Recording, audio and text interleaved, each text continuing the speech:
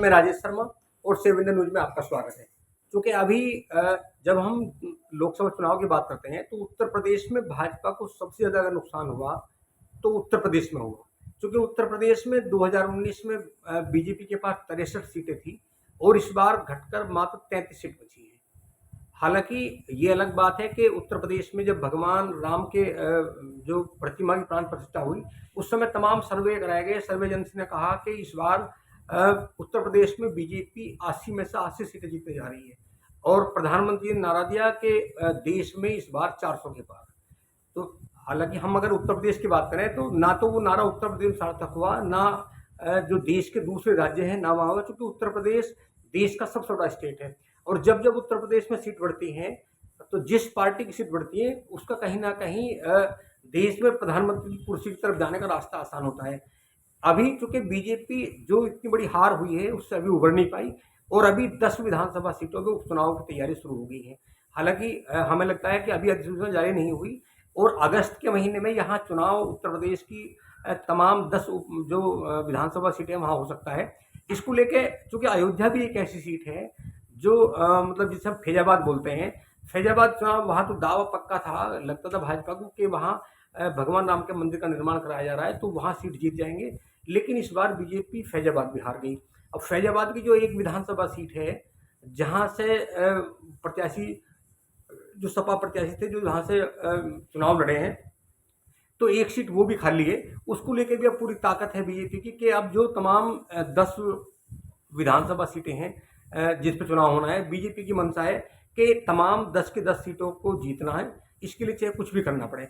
हालांकि इसको लेकर पूरे संगठन की तैयारी कर दी, संगठन के साथ लगातार संवाद हो रहा है और अलग अलग मंडलवार समीक्षा हो रही है कि इसके इन मंडलों में बीजेपी क्यों हारी।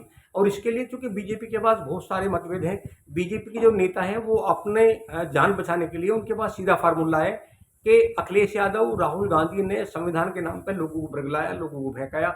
हालांकि ये गलत बात है क्योंकि मतदाता बेवकूफ नहीं है, मूर्ख नहीं है, वो इसके बहकाने में नहीं आता। एक जो बड़ा इशू पूरे प्रदेश में जो समीक्षा के दौरान निकल कर आ रहा है, क्योंकि चुनाव हारने के बाद 2 दिन बीएल संतोष उत्तर प्रदेश में रहे और वहां उन्होंने संगठन के लोगों से, विधायकों से, जो आम लोग हैं, जिम्मेदार लोग हैं, उनके साथ मीटिंग की। वहां मुख्यमंत्री को भी, पूरी कैबिनेट को भी बुलाया गया, सबसे मीटिंग हुई और हार के उन तमाम कारणों पर चर्चा की गई कि आखिर बीजेपी इतनी बुरी तरह उत्तर प्रदेश में क्यों हारी। तो जो बहुत सारे विधायक हैं जिन्होंने कहा गया, उनका अपना मानना था कि उत्तर प्रदेश में जो अफसरशाही है, अफसरशाही की वजह से लोग परेशान हैं, लोगों को काम नहीं हो पा रहे, लोग विरोध करते हैं तो पुलिस भी उनके खिलाफ कार्रवाई करती है, आम लोगों की सुनवाई नहीं हो रही है। जब ये हाल भाजपा के जनप्रतिनिधियों का है, विधायकों की कोई बात सुनने को तैयार नहीं है, अधिकारी सांसदों की कोई बात सुनने को तैयार नहीं है, जब आम लोगों कार्यकर्ताओं की बात होती है तो कार्यकर्ताओं का आक्रोश है कि उनकी बात तो कोई सुनी नहीं जा रही। विधायक सांसद अपना इंडिविजुअल काम करा लेते हैं, उसके लिए अफसर उनका काम सुन लेते हैं, लेकिन जब कार्यकर्ता की, आम कार्यकर्ता का मामला होता है तो उन्हें जिस तरह डांट फटकार मिलती है और सरकारी दफ्तरों से उन्हें जिस तरह वापस किया जाता है, उनमें कहीं ना कहीं नाराजगी है। उन्हें लगता है कि बीजेपी जब विपक्ष में होती है तब अधिकारी उनकी बात ज़्यादा सुनते हैं और जब सत्ता में होते हैं तो उनकी बात नहीं सुनी जा रही। हालांकि ये भी इशू था। दूसरा, बहुत सारे इशू ऐसे आए जिनको लेकर लगातार ये कहा गया कि इनकी वजह से जो बीजेपी का कार्यकर्ता है उसका मोरल डाउन था और उसने वो काम नहीं किया जो काम 2019 में किया, 2022 में विधानसभा चुनाव के लिए किया, 2014 में लोकसभा चुनाव के लिए किया। वो इस बार बहुत असंतोष कार्यकर्ता में था और अभी भी है।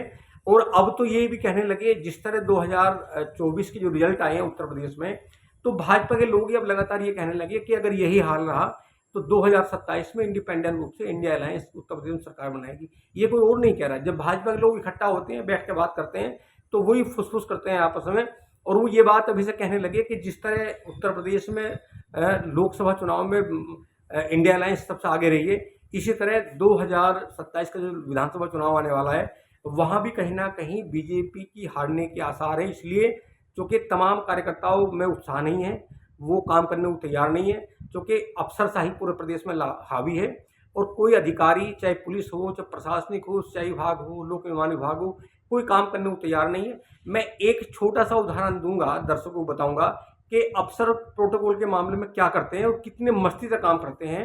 अभी मैं आपको बताने जा रहा हूँ विधायकों के क्या हाल, विधायकों के साथ भी अफसर कैसा काम करते हैं, इसका मैं एग्जाम्पल आपको छोटा सा एग्जाम्पल दूंगा और इससे अंदाजा लगेगा कि आम आदमी के साथ कैसा व्यवहार होता होगा। तो चूंकि ये कल की बात है, कल मैं बैठा हुआ था, मुझे ये कहने में कोई अतिशयोक्ति नहीं, जो सच्ची बात है वो तो बोलनी चाहिए। कल यहाँ चूंकि पश्चिम उत्तर प्रदेश के अध्यक्ष रहे, संगठन के अध्यक्ष रहे लंबे समय, और लगातार पिछले लगभग अगर मैं 3 दशक की बात करूँ तो लगातार वो चाहे एबीवी, चाहे अखिल भारतीय विद्यार्थी परिषद में रहे हों, चाहे युवा मोर्चा में रहे हों, चाहे मेन पार्टी में रहे हों, प्रदेश के उपाध्यक्ष में रहे, वर्तमान में एमएलसी हैं अश्वनी त्यागी जी। अश्वनी त्यागी जी जो लोक निर्माण विभाग के एक एक्शन होते हैं मेरठ में, उनसे फ़ोन करके ये पूछते हैं कि जो निधि है उसके द्वारा जो काम लिए गए वो काम कब स्वीकृत होंगे और वो काम कब होंगे। तो एक्शन फ़ोन रिसीव नहीं करते, कई बार प्रयास करने के बाद भी वो फ़ोन रिसीव नहीं करते। जब अश्वनी त्यागी जी वहाँ जो चीफ हैं उनसे फ़ोन करते हैं तो वो भी उनका फ़ोन रिसीव नहीं करते, लगातार फ़ोन करते हैं, फ़ोन रिसीव नहीं करते। इसके बाद वो सिंचाई विभाग के एक्शन को फ़ोन करते हैं तो सिंचाई विभाग के एक्शन भी उनका फ़ोन रिसीव नहीं करते।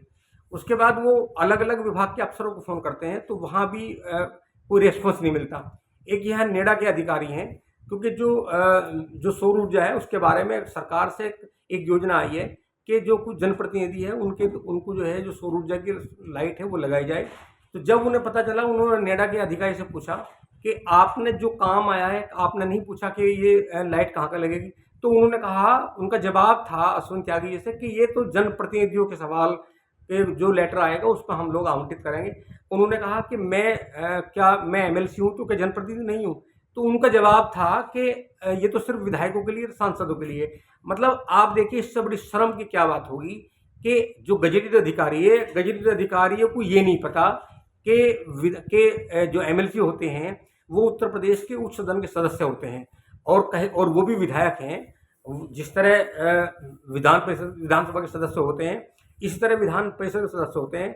मतलब जब अधिकारियों में ये अंतर नहीं होगा कि एमएलसी और विधायक में क्या अंतर है, क्या एमएलसी विधायक है, तो वो अधिकारी कहते हैं कि जो विधायक हैं उनसे प्रस्ताव लिए हैं, एमएलसी से प्रस्ताव नहीं लिए गए क्योंकि एमएलसी विधायक नहीं है। इस तरह की ये जो लगातार एग्जाम्पल है, इसने कहीं ना कहीं इतना असंतोष है, क्योंकि भाजपा के बहुत सारे ऐसे विधायक हैं कि जब वो काम के लिए जाते हैं उनके अपने इंडिविजुअल काम तो हो जाते हैं, उसमें कोई दिक्कत की बात नहीं। जब 4 पार्टी के कार्यकर्ता उनके पास आते हैं तो फिर काम नहीं हो पाते। खैर, मैं इसलिए बात कर रहा हूँ कि एक तरफ बीजेपी के पास में इधर जो संगठन है, संगठन में असंतोष है, संगठन में फूट है, संगठन गुटबाजी का शिकार है। जब हम बात करते हैं कैबिनेट की, तो कैबिनेट में लगातार गुटबाजी की है। एक तरफ उत्तर प्रदेश के डिप्टी मुख्यमंत्री, एक मुख्यमंत्री डिप्टी मुख्यमंत्री इस तरफ है, दूसरे डिप्टी मुख्यमंत्री उस तरफ है। अभी हाल में एक बयान भी आया जब उत्तर प्रदेश के मुख्यमंत्री ने कहा कि पूरे प्रदेश में वीआईपी कल्चर खत्म करो, सभी गाड़ियों के हूटर निकालो, भाजपा का कोई नेता हूटर नहीं चलाएगा। तो इसके जवाब में जब लगातार चौराहों पर भाजपा के नेताओं की पुलिस बेइज्जती करती है, तो तब एक डिप्टी मुख्यमंत्री कहते हैं कि ये वाला जो वीआईपी कल्चर वाला जो आदेश है, इसे मुख्यमंत्री को वापस लेना चाहिए, इससे मोरल डाउन होगा। और अगर पार्टी के कार्यकर्ता या पदाधिकारी अगर हूटर नहीं बजाएंगे, उनके साथ में इस तरह चौराहे पर बेइज्जती होगी, तो इसका खामियाजा कहीं ना कहीं आने वाले चुनाव में भुगतना पड़ेगा। तो चूंकि मैं बात कर रहा हूं कि 10 विधानसभा के उत्तर प्रदेश में उपचुनाव होने वाला है, और इन 10 में अभी तक 5 विधानसभा सीटें सपा के पास थी और 5 सीटें बीजेपी मतलब एनडीए के पास थी। अब चूंकि 10 विधानसभा चुनाव में, इसको लेकर मुख्यमंत्री संगठन लगातार कह रहा है कि जो 2024 लोकसभा चुनाव में जो झटका लगा है बीजेपी को, उसकी भरपाई इन 10 जो विधानसभा में उपचुनाव होने हैं इसमें पूर्ति करनी है और 10 की 10 सीटों पर कब्जा करना है। हालांकि तो समय बताएगा कि कौन कब्जा करेगा, लेकिन फिलहाल हालत ये है कि तमाम जो भाजपा नेता हैं उनका कहीं ना कहीं मोरल डाउन है और उन्हें ये लग नहीं रहा कि कहीं इस समय उनकी सरकार है या उनकी कहीं सुनवाई होती है। और एक तरफ जहां पूरा संगठन में आक्रोश हो, जहां मंत्रिमंडल कैबिनेट मंत्रालय, जहां कैबिनेट के जो मंत्री हैं उनमें आपस में गुटबाजी हो, तो हालांकि ये तो आने वाला समय बताया गया कि कौन कितनी विधानसभा सीटें जीतेगा, कौन सीट हारेगा। लेकिन जिस तरह इस समय उत्तर प्रदेश की हालत है, इस समय उत्तर प्रदेश की अगर हम देश की बात करें तो देश की हालत भी ये है कि प्रधानमंत्री बैसाखी में बैठे हुए हैं और उन तमाम पार्टी के अध्यक्षों को गले लगा रहे हैं जिनको वो कभी दुत्कारते थे और उनके बारे में खरी खोटी सुनाते भी थे। अब यहाँ तक स्थिति है। जहाँ तक उत्तर प्रदेश की मामला है, तो चूंकि उत्तर प्रदेश में जिस तरह की गुटबाजी है, हमें लगता है कि अगर ये गुटबाजी खत्म नहीं हुई, ऐसे ही रहा, तो उपचुनाव तो छोड़िए, जो आने वाला चुनाव होगा विधानसभा का, इसमें भी बीजेपी को बहुत बड़ा डेंट उत्तर प्रदेश में लगने वाला है। दूसरी ओर इंडिया अलायंस की सीट चूंकि ज़्यादा आई हैं और 43 सीट जीतने के बाद में इंडिया अलायंस के जो नेता हैं, जो उनके कार्यकर्ता हैं, उनमें एकदम उत्साह की दौर है, उत्साह बढ़ा हुआ है। वो तमाम विधानसभा क्षेत्रों में जाके अपने लोगों से बात कर रहे हैं, उन्हें समझा रहे हैं और अभी से चुनावी रणनीति तैयार कर रहे हैं। दूसरी ओर भाजपा में जिस तरह गुटबाजी है, वह कहीं ना कहीं भाजपा के कार्यकर्ता ही भाजपा को नुकसान पहुंचाने में लगे हुए हैं। तो आज के लिए इतना ही। हम लगातार आपको चूंकि लगातार अपडेट करेंगे। और मैं ये बात जरूर कहना चाहूँगा कि इस तरह अगर मैं अनुप्रिया पटेल की बात करूँ, अपना दल इसके राष्ट्रीय अध्यक्ष है, तो वो जिस तरह के लेटर लिख दिए सरकार को, वो कहीं ना कहीं सरकार के लग रहा है कि वो कहीं एनडीए से अलग होने जा रही है।